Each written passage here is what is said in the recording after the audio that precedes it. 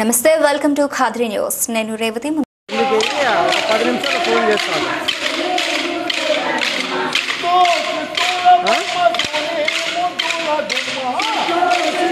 పెద్ద గీతలు లేదు, కింద లైన్స్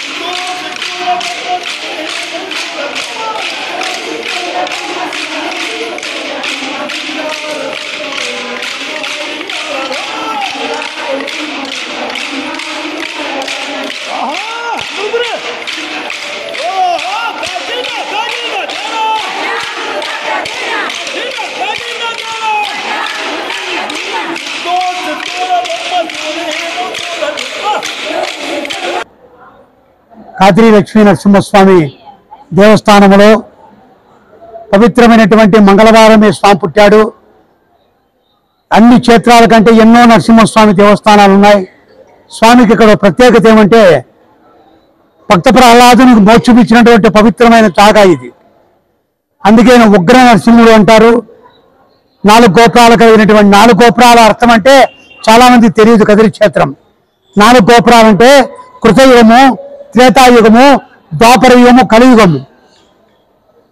కలియుగములో మహాపురుషుడైనటువంటి లక్ష్మీ నరసింహస్వామి దేవస్థానంలో మంగళవారమున ఆంజనేయుడు పుట్టాడు, నరసింహస్వామి పుట్టాడు. ఎన్నో దేవాలయాలు ఉన్నాయి కాబట్టి ఈ క్షేత్రానికి చాలా విలువైనటువంటి క్షేత్రం ఇది. చెన్నై అయితే ఉంది, కర్ణాటక, ఆంధ్ర, తమిళనాడు అనేకమైనటువంటి కళాకారులు 14 రోజులు బ్రహ్మోత్సవాలలో వస్తూ ఉంటారు. ఇక్కడ 16 రోజులు 18 రోజులు బ్రహ్మోత్సవాలు జరుగుతాయి. హరికథలు, డ్రామాలు, కావాల్సినటువంటి ఆధ్యాత్మిక కార్యక్రమాలు, అన్ని చెక్క భజనలు ఇవన్నీ జరుగుతుంటాయి. కాబట్టి అనుకోకుండా స్వాముల వారి నిజమైన సంకల్పం ఇది. కడప వారిచే వీరబ్రహ్మేంద్ర స్వామి వారి కోలాటలు ఆడుదామా, కోరికలన్నీ తగవేసి కొట్లాడేది రాగము, ద్వేషము, దమ్మము, నేననే అహమును అన్ని పాటలు ఎమిడిచ్చి కోళ్ళను వేశాడు. అందుకే కైవారం తాతగారు చెప్పారు, కోలాటలు ఆడుదామా కోరికలన్నీ తగవేసని. కాబట్టి అటువంటి యొక్క కోలాట ఈ ఖాద్రి క్షేత్రంలో కడప వారిచే వీరబ్రహ్మేంద్ర స్వాముల వారి యొక్క ఆ పేరుతో ఆ సంఘం వారు ఇక్కడికి వచ్చి ఈరోజు ఈ మంగళవారమున ఈ 16వ తారీఖున ఈ రోజు ఇక్కడ ఈ కార్యక్రమాన్ని ఏర్పాటు చేశారు. ఎందుకంటే దైవ సన్నిధిలో రామ, కృష్ణ, వాసుదేవ, కేశవ, పరమాత్మ, వరద, అప్రమేయ, హరిముకుంద, మిమ్ము చూడగంటి, మీ కృపగనుకొంటి, అఖిల సౌఖ్యములు అంతగంటి, అనంత కోటి, బ్రహ్మాండ నాయక, ఆది మధ్యాంతరహిత, నిరాకార, నిరంజన, పరమేశ్వర. భగవంతునికి అనేక పైన పేర్లున్నాయి. అయినా ఈ క్షేత్రంలో భక్త ప్రహ్లాదునికి మోక్షమిచ్చినటువంటి శ్రీ లక్ష్మీ నరసింహస్వామి. అటువంటి క్షేత్రములో భాగవతములో కరములంటే చేతులు, ఈ చేతులతో భగవన్నామ సంకీర్తన చేయడానికి అనేకమైనటువంటి రకాలు ఉన్నాయి. 64 కళలు ఉన్నాయి. ఆ కళల్లో ఈ చెక్కభజన, ఈ కోలం అనేది కూడా ఒక కళ. ఇది ఈ కళను మన కడప ఆడవాళ్ళంతా కష్టపడి శ్రమించి భగవంతుని యొక్క కీర్తనలకు వాళ్ళు అడుగులు వేసి ఈ విధంగా అందరినీ కూడా వాళ్ళు చుట్టుపక్కల ఉండే భక్తాదులు అందరినీ కూడా ఆనంద పెడుతున్నారు. కాబట్టి ఈ రోజు చాలా పవిత్రంగా చేశారు. ఈ పవిత్రమైనటువంటి కార్యక్రమానికి మాకు కడప వాళ్ళు ఎవరో తెలియదు, కానీ మిగతా ఆడవాళ్ళంతా మా చెల్లెలు ఆశా యొక్క ఆధ్వర్యంలో ఈ రోజు ఇక్కడ ఈ కార్యక్రమం జరుగుతూ ఉంది. తర్వాత గురువు అయినటువంటి బ్రహ్మయ్య గారు, ఆయన ఇంకా గట్టిగా అరుస్తాడు, అందరినీ బాగా ఆనందంగా ఎగిరిస్తున్నాడు. ఇటువంటి కళాకారులు కొంతమంది ఉంటారు. కాబట్టి ఈరోజు ఈ ఛానల్ వారికి, ఇక్కడ వచ్చినటువంటి భక్తాదులకు ఆ లక్ష్మీ నరసింహస్వామి ఎల్లవేళలా సర్వకాల యందు సర్వావస్థల యందు ఆ లక్ష్మీ నరసింహస్వామి కాపాడాల అని కోరుతూ ఈరోజు ఈ ఛానల్ ఇచ్చినటువంటి వారికి కూడా నేను ధన్యవాదాలు చేస్తున్నాను. ఇది మొత్తం అంతా కూడా ప్రపంచవ్యాప్తంగా పోయేది. ఇది ఒక కదిరి కాదు, ఒక అనంతపురం కాదు, అనేకమైనటువంటి ఆ ఛానల్ పేరు చెప్తాడైనా, ఆ ఛానల్ పేరు మనము కొడితే, ఆ ఛానల్ పేరు కొడితే అది మన ప్రోగ్రామ్ అంతా కూడా దాంట్లో వస్తుంది. కాబట్టి ఈరోజు వాళ్ళు కూడా ఈ కార్యక్రమానికి సహకరించినారు. ఈ రోజు ఇక్కడ కోలన వేయడానికి దేవస్థానం వాళ్ళ ఈవో గారు, పాలక వర్గము ఈరోజు ఇక్కడ సహకరించి వచ్చినటువంటి వాళ్ళందరికీ కూడా దేవస్థానం వాళ్ళు చక్కని భోజనాలు ఏర్పాటు చేసి అన్ని కూడా ఏర్పాటు చేశారు. కాబట్టి ఒకసారి అందరూ కూడా లక్ష్మీ నరసింహస్వామి పాదాల గోవింద, 4 గోపురాల వాడ గోవింద, కైవారం తాతయ్య గారి పాదాల గోవింద, గండి ఆంజనేయ స్వామి పాదాల గోవింద, పాలపాడు తిన్ని ఆంజనేయ స్వామి పాదాల గోవింద. ఇక్కడ 20 కిలోమీటర్ల పాలపాడు తిన్ని ఆంజనేయ స్వామి, ఈ నరసింహస్వామి. ఈ జిల్లాలో ఈ 2 దేవతలు చాలా పవరు. ఎవరు కూడా ప్రమాణం చేసి బతికిన వాళ్ళు ఎవరు లేరు.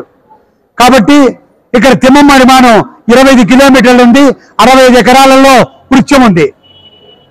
ఇక్కడ వచ్చిన వాళ్ళందరూ కూడా తిమ్మమ్మ నిర్మాణం పోతా ఉంటారు. కాబట్టి ఈ రోజు వీళ్ళ యొక్క కోలాటం వేసినటువంటి వాళ్ళు అక్కగారు అందరూ ఈ రోజు పాలపాడు తిండికి పోయి అక్కడ దర్శనం చేసుకొని, అక్కడ వీలైతే ఒక పాటకు అక్కడ ఏపించి తర్వాత తిమ్మమ్మ నిర్మాణం వెళ్తా ఉన్నారు. వీళ్ళందరికీ కూడా నరసింహస్వామి వెంట జంట ఉండి కాపాడాలని నేను మనసారా కోరుకుంటూ, సర్వే జన సుఖినో భవంతు, సమస్త లోక సుఖినో భవంతు. ఓం శాంతి శాంతి శాంతి.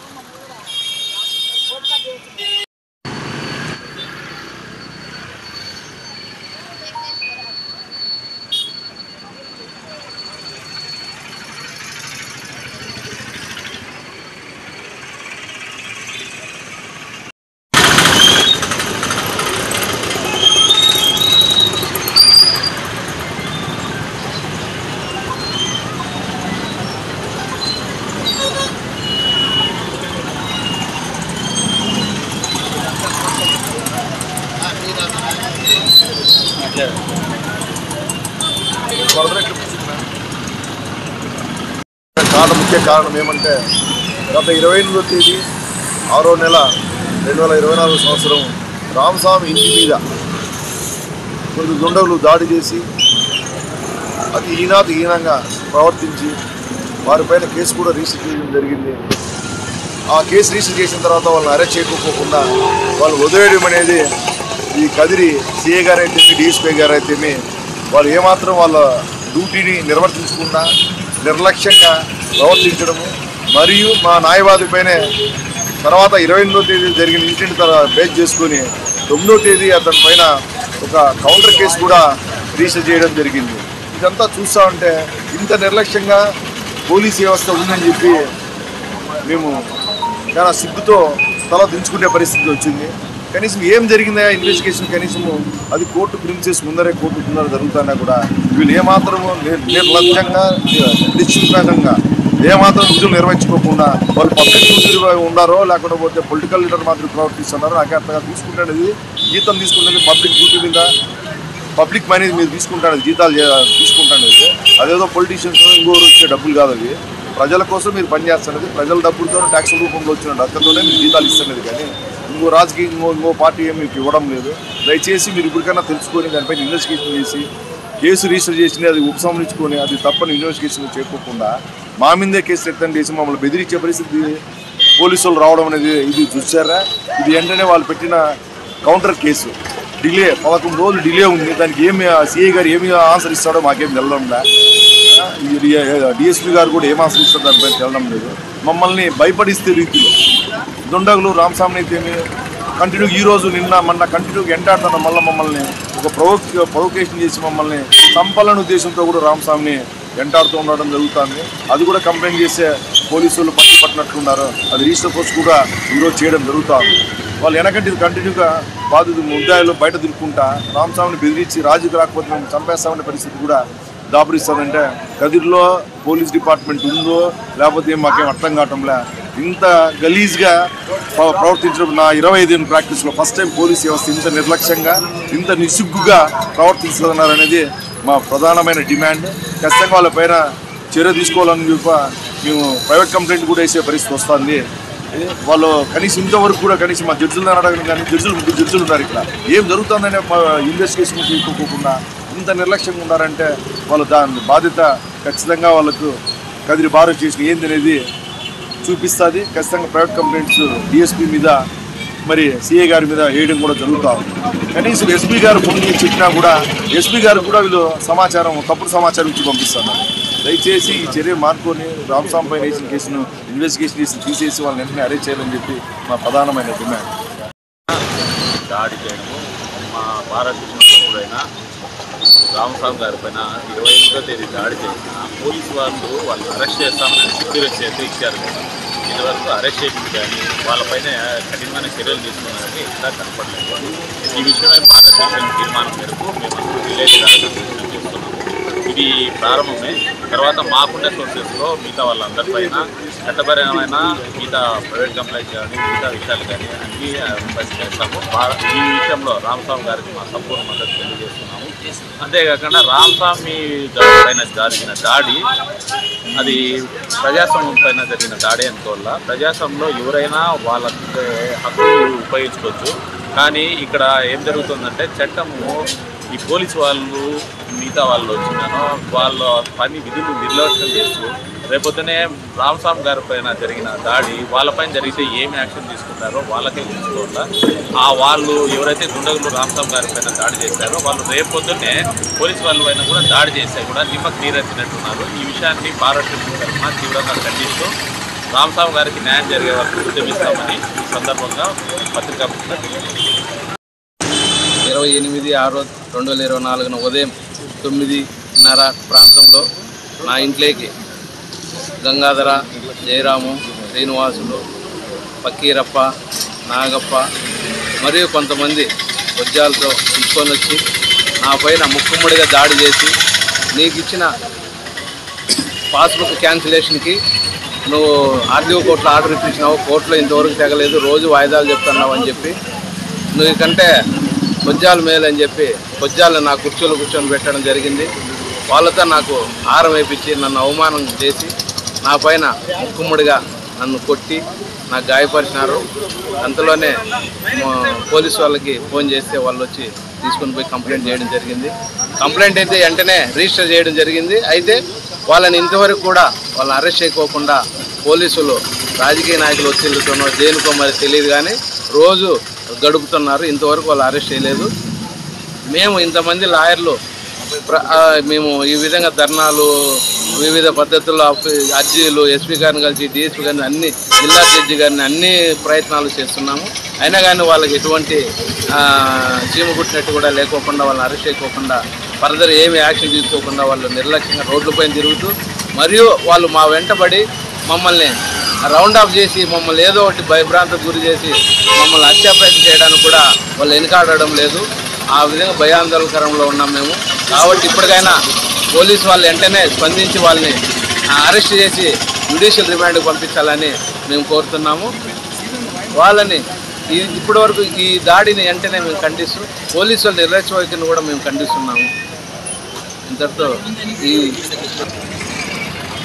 మరియు అంతేకాకుండా 28వ తేదీ మేము కంప్లైంట్ ఇస్తే వాళ్ళు తిరిగి 9వ తేదీన మా పైన అక్రమ కేసు పెట్టి ఆ కేసు కూడా రిజిస్టర్ చేయడం జరిగింది. ఇది ఎంతవరకు సమంజసమని నేను పోలీసు వాళ్ళని ప్రశ్నిస్తున్నాను.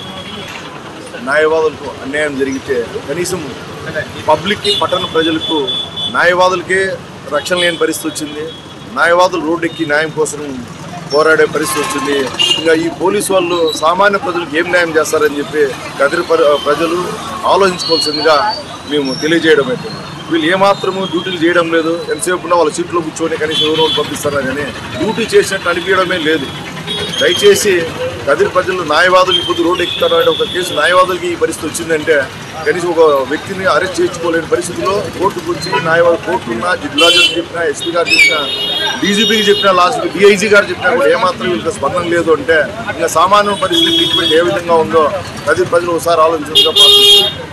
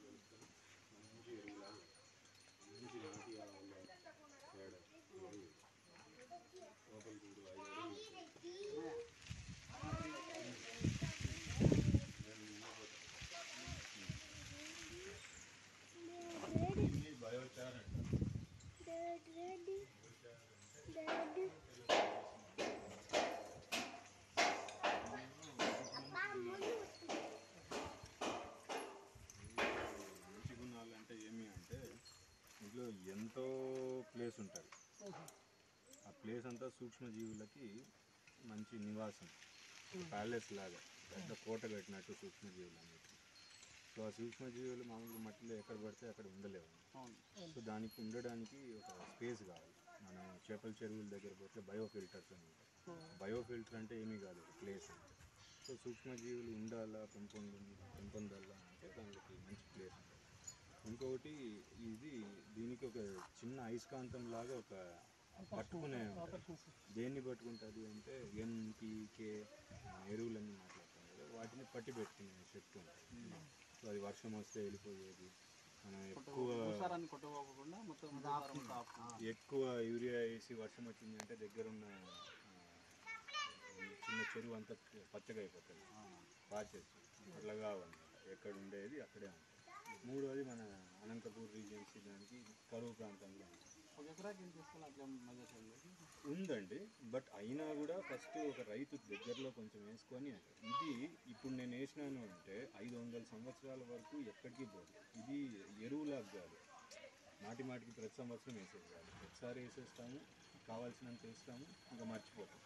సో అట్లా చూసుకుంటే ఒక ఎకరాకి దగ్గర 2 టన్నుల నుంచి ఆ ఎఫెక్ట్ కనబడటం మొదలు పెడతాం. మనము రకరకాలు ఉన్నాయి. రైతు తనంతకు తనే చేసుకోవచ్చు. చిన్న గుంతలో వేసేసి ఆ గుంతలో ఫస్ట్ కింద కొంచెం వరిగడ్డి పెట్టి వరిగడ్డిని అంటించి దానిపైన చిన్న కట్టెలేసి అవి కాలేదు మొదలు పెట్టినాక పైన మసి కనిపిస్తుంది అంటే మళ్ళీ ఇంకొంచెం మళ్ళీ కాలేదు మొదలు పెడతారు, మళ్ళీ ఇంకొంచెం అట్లా వేసుకుంటే రైతు దగ్గర ఉన్న చేసుకోవచ్చు. కొంచెం పెద్దగా ఉన్నా పర్వాలేదు సార్.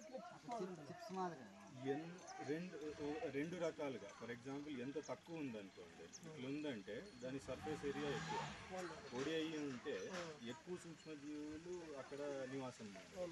అదే ఒకటి ఉంది అంటే దానిలో తేమ శాతం ఎక్కువ పట్టుకొని పెట్టాలి. సో ఒక్కొక్క దాంట్లో ఒక్కొక్క మనం ఏ అప్లికేషన్ వాడతామో దాన్ని బట్టి ఉంటుంది. ఇది గోడంబి ఉంటుంది కదా, గోడంబి పైన ఉండే క్యాష్యూ యాపిల్ షెల్. సో మనం ఇక్కడ వచ్చేసరికి కేజీ 12 రూపాయలకి పంపించేస్తాం ఫార్మర్స్. బట్ అది ఒక 2-3 ఫార్మర్స్ కలిసి కట్టి చేస్తున్నారు అంటే ట్రాన్స్పోర్ట్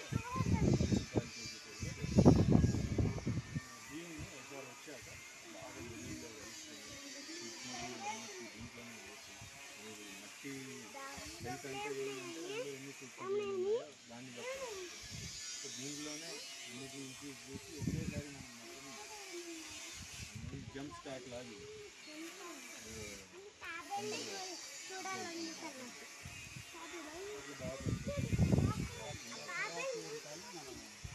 ఎకరాకి 2 టన్నుల వరకు వేయచ్చు. ఒకసారి వేస్తే మళ్ళీ వేయాల్సిన పని ఉంటుంది. అది ఆల్రెడీ ఇంకా ఇది ఎక్కడికి పోదండి, ఇది అక్కడే ఉంటుంది. ఎరువు చెట్టు పడేస్తుంది, మళ్ళీ ఎరువు వేస్తుంది.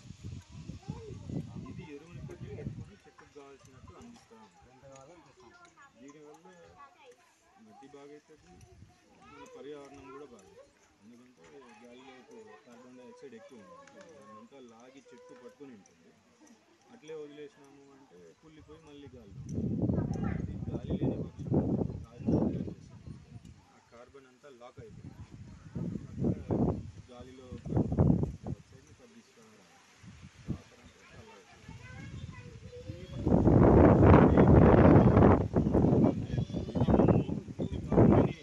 సరిగ్గా చేసే పదార్థం. పట్టి పెట్టింది. ఒక మూడు అన్నిటికంటే ముఖ్యమైన లక్షణాలు 3 ఉన్నాయి. 4 అనుకోండి, బట్ మనకి 4వది అంత కాదు.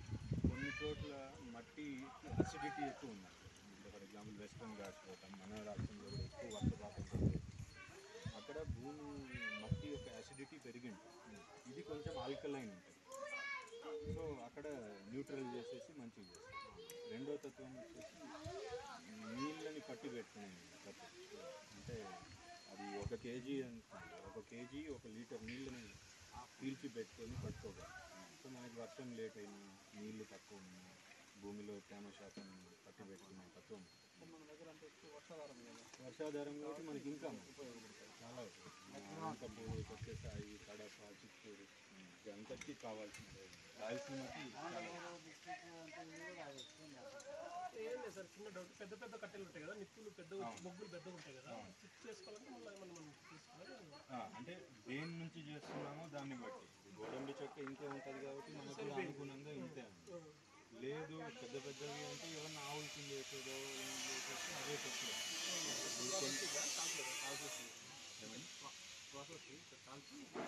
ఇది ఉడిపిలో తయారు చేస్తాం. ఇక్కడ ఈ రేషన్ పుల్లలతో పొగలు వచ్చి ఇంకా కాలుష్యం తయారవుతుంది. ఇది మంచిది కాదు. ఈ రేషన్ పుల్లలు కొంచెం ఎండబెట్టి దాంట్లో తేమ శాతాన్ని కొంచెం తగ్గించి అక్కడే ఒక గుంతలని కోనికల్ షేప్లో ఉంటాయి.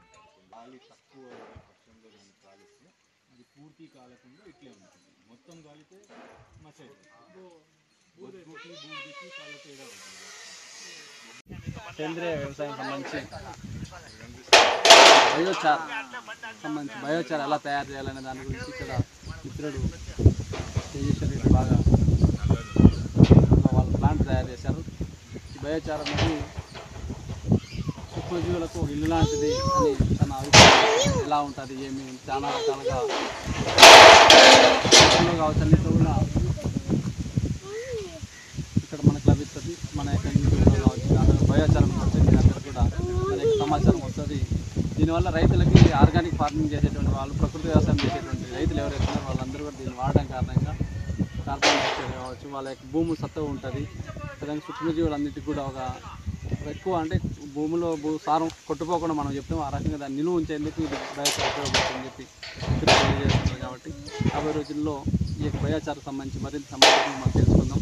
బయోచారు రైతులకు ఎలా ఉపయోగపడుతుంది దాని మీద పనిచేయడానికి కూడా అందరూ కూడా ప్రకృతి వ్యవసాయం కూడా ప్రయత్నం చేశానని ఈ సందర్భంగా తెలియజేస్తున్నాం.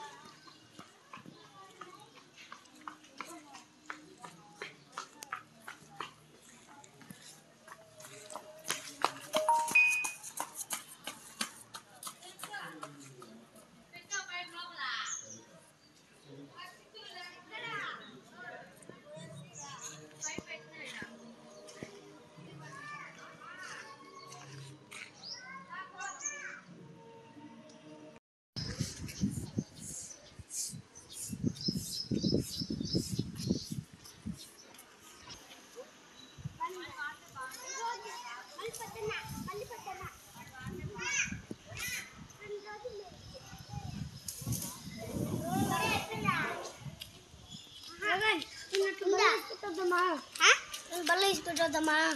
ఎందుకు అంగడి పడింది పొలంప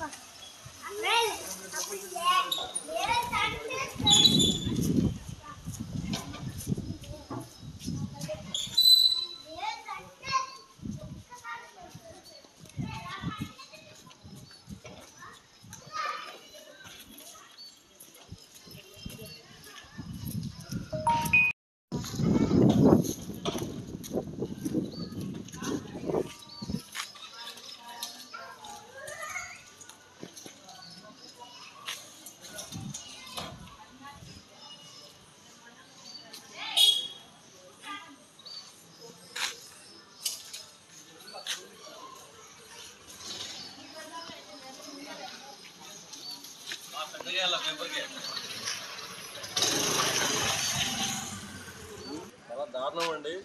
ఈ వీధిలో డ్రైనేజ్ చేసినప్పటి నుంచి వర్షం వచ్చిన వెంటనే మొత్తం నీళ్ళంతా మోకాళ్ళ లోతులో ఉంటుంది. మున్సిపాలిటీ వాళ్ళు పట్టించుకోవట్లేదు. హౌస్ ట్యాక్స్ ఏమో పట్టించుకుంటున్నారు, ప్రాపర్టీ ట్యాక్స్. దీన్ని చూసే నాతుడే లేదు. కనీసం ఇప్పటికైనా ఈ నీళ్లు డ్రైనేజీకి పోయేలాగా ఏర్పాటు చేస్తారని ఈ ఏరియా వాళ్ళంతా కోరుకుంటున్నారు.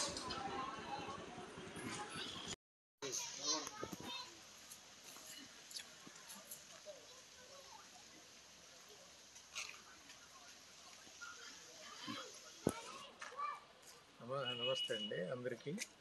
ఇక్కడ వైఎస్ఆర్ మున్సిపల్ పార్క్ దగ్గర ఉన్న రోడ్డు చూస్తున్నారు మీరు. ఇప్పుడే ఎంత దరిద్రంగా ఉందో. ఇక్కడ దోమలు కూడా ఎక్కువైపోయి చాలా ప్రాబ్లంగా ఉన్నాయి. ఈ డ్రైనేజెస్ కూడా వేశారు కానీ లాస్ట్ ఇయర్ వేశారు కానీ అది చాలా అధ్వానంగా వేశారు. దాన్ని నీళ్ళు కూడా సరిగ్గా పోవడం లేదు. దీని గురించి మీరు కొంచెం ఎమ్మెల్యే గారికి తీసుకుపోతారని ఆశిస్తున్నాను. ఎమ్మెల్యే గారు మన ముందు ఉన్న ఈ వార్డు మెంబర్ కానీ ఎవరు కానీ ఇక్కడికి అప్పుడు ఎలక్షన్ టైంలో వచ్చిందే కానీ మళ్ళీ ఎవరు రావడం లేదు. అట్లీస్ట్ ఇప్పుడు బాగా కొంచెం ప్రోగ్రెస్ నడుస్తుందని నేనే తెలుసుకున్నాను. తెలుగుదేశం పార్టీ వాళ్ళు బాగా చేస్తున్నారని. దానివల్ల నేను మీకు విన్నపం చేసేది ఏమంటే ఈ రోడ్డును కరెక్ట్ చేస్తే చాలా బాగుంటుంది. పార్కుకు 100 మంది దాకా వస్తారు పొద్దున్నే సాయంకాలము. ఈ పార్కుల్లో పాములు కూడా తిరుగుతుంటాయి. కాబట్టి ఈ పార్కు కొంచెం డెవలప్మెంట్ ప్లస్ ఈ రోడ్ బాగా కొంచెం డెవలప్మెంట్ చేయాలని కోరుతున్నాను. Thank you very much. మీ పేరు sir? K Adinarayana Reddy, neighbour.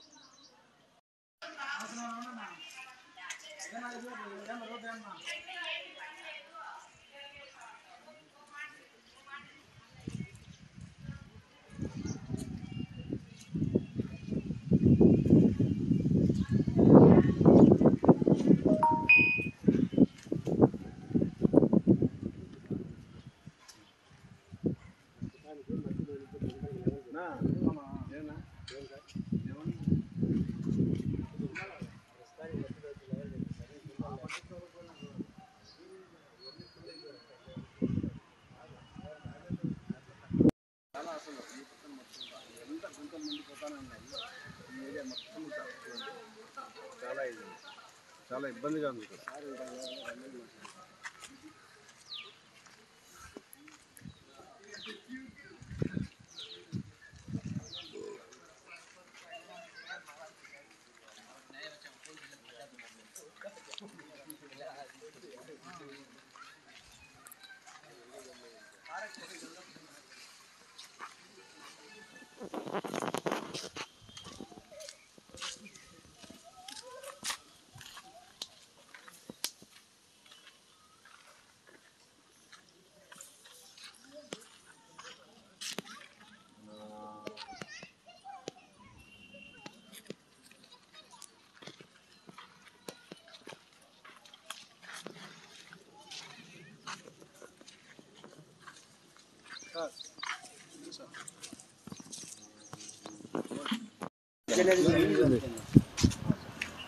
Sir నమస్తే సార్. మేము అడపాల స్ట్రీటు ఈ నియరెస్ట్ పార్క్ చాలా రద్దీగా ఉండేటువంటి ప్లేస్ ఇది. ఈ రోడ్డుకు చాలా చిన్న పిల్లలు ముసలి మొత్తగా అంతమంది వస్తుంటారు ఈ పార్కుకి. ఈ పార్కు అందరు దయవల్ల పెద్దవాళ్ళ దయవల్ల ఏర్పాటు చేయడమైంది కాబట్టి మనకు ఎటువంటి సమస్య లేకుండా పార్కు బాగా నీట్గా జరుగుతూ ఉంది. దానికి కూడా పెద్దలు సహకరించాల్సిందిగా కోరుచున్నాము. ఈ విధంగా దాతలు పెట్టి మంచి పార్కులు ఏర్పాటు చేసి వ్యాయామాలు చేసేటువంటి ఎక్విప్మెంట్స్ అన్ని మొత్తంతో ఏర్పాటు చేయడం అయింది. అదేవిధంగా ఈ రోడ్లో ముస్లిం మొత్తగా పడుతూ లేస్తూ పోతున్నారు. రోడ్డు బాగలేదు. అదేవిధంగా ఇక్కడ ఉన్నటువంటి ఫ్యామిలీస్కి డ్రైనేజ్ సిస్టమ్ కూడా లేదు. అన్నీ ఫుల్ అయిపోయి మరి వాసన పట్టేటువంటి పరిస్థితి ఏర్పడుతుంది. కాబట్టి మాకు దయచేసి ఈ టీడీపీ ప్రభుత్వంలో బాగా మంచి పనులు చేస్తున్నారని చెప్పేసి మేము ఇంకొకసారి టీడీపీ ప్రభుత్వాన్ని మన ఎమ్మెల్యే కందుగుంట వెంకటప్రసాద్ గారిని మరి రిక్వెస్ట్ చేస్తున్నాము. ఈ ఏరియా మా ఏరియా అంటే కాదు, ఈ అడపాల స్ట్రీట్ ఏరియాకు కొన్ని చోట్ల రోడ్డు వేసినారు. ఇక్కడైతే గుంతలు మట్టి ఇక్కడ చూడండి సార్, నీళ్ళతో నిండి ఉన్నాయి. వారం రోజులైనా ఇంకిపోవు సార్. అవి వారం రోజులైనా ఇంకిపోవు. మా డ్రైనేజ్ అయితే ఈ నీళ్లు ఇంకిపోకుండా ఉండడానికి మా డ్రైనేజ్ నిండిపోయి ఏం చేయాలో అర్థం కాని పరిస్థితి ఇది. కాబట్టి దయచేసి మాకు రోడ్లు వేయించి కొంచెం డ్రైనేజ్ సిస్టమ్ ఏర్పాటు చేసి కొంచెం మాకు సహకరించవలసిందిగా ఎమ్మెల్యే సార్కి మనం చేసుకుంటున్నాం sir. Thank you sir. YSR municipal park near road ఇది. అక్కడ యాక్చువల్గా ఈ రోడ్డు ఈ విధంగా ఉంది. మాకు అసలు డ్రైనేజ్ సిస్టమ్ అనేది లేదు. ఇక్కడ గుంతలు తవ్వినారు టాయిలెట్స్కి. అసలు మాకు చాలా ఫుల్ అయిపోయినాయి. దాన్ని తీసేదానికి కూడా కాని పరిస్థితి ఇది. కాబట్టి దయచేసి ఈ డ్రైనేజ్ సిస్టమ్ ఫస్ట్ మొదలుగా కొంచెం ఏర్పాటు చేయాల్సిందిగా కోరుతున్నాం సార్. మాకు అసలు డ్రైనేజ్ సిస్టమ్ అనేది లేదు. చాలా నీట్గా వస్తుంది. ఈ రోడ్డు కూడా చాలా అద్భుతంగా ఉంది. మెయిన్ పార్క్ రోడ్డు ఇది. యాక్చువల్గా చెప్పాలంటే చాలామంది జనాలు ప్రతిరోజు వస్తూనే ఉంటారు. చిన్నపిల్లలు వాళ్ళు వస్తూనే ఉంటారు ఈ రోడ్డుకి. చాలా బిజీ రోడ్డు ఇది. నియరెస్ట్ మాకు పార్క్ ఉంది కాబట్టి ఈ రోడ్డు చాలా జనాలతో కూడినటువంటి రోడ్డు ఇది. కాబట్టి గుంతలు పూడ్చి కొంచెం రోడ్డు వేయించేసి మాకు డ్రైనేజ్ సిస్టమ్ ఏర్పాటు చేయాలి. దయచేసి మాకు ఫస్ట్ డ్రైనేజ్ ఇవ్వండి మాకు, ఆ తర్వాత రోడ్డు కూడా వేయాల్సిందిగా మీకు ప్రార్థిస్తున్నాం సార్. Thank you sir. నా పేరు రామచంద్ర నాయక్ సార్. నా పేరు Ramachandra sir. Sir thank you sir. Thank you so much. వర్షం వచ్చినప్పుడు సార్ ముఖ్యంగా చాలా గుంతల్లో నీళ్లు నిలిచిపోయి దోమలతో మాకు రోగాలు బారిన పడుతున్నాం సార్. చాలా ఈ గడ్డి మొక్కలు ఈ పిచ్చిగడ్డలు అన్నీ వేయడం వల్ల చాలా చూసారు. ఇక్కడ అంతా మొత్తం అంతా మాకు ఈ దోమలు పెడితే ఎక్కువైపోయింది. దోమలు పెడితే ఎక్కువ ఉంది సార్. చాలా సార్ దయచేసి మాకు కొంచెం ఈ అవకాశాన్ని మాకు సద్వినియోగం చేయండి సార్. Thank you sir. మంచి ప్రభుత్వం కూడా బాగానే జరుగుతా ఉందని చెప్పేసి నమ్ముతున్నాం. కాబట్టి మాకు కొంచెం డ్రైనేజ్ సిస్టమ్ ఈ రోడ్డు వేయాల్సిందిగా ప్రార్థిస్తున్నాం sir. Thank you sir. Thank you sir.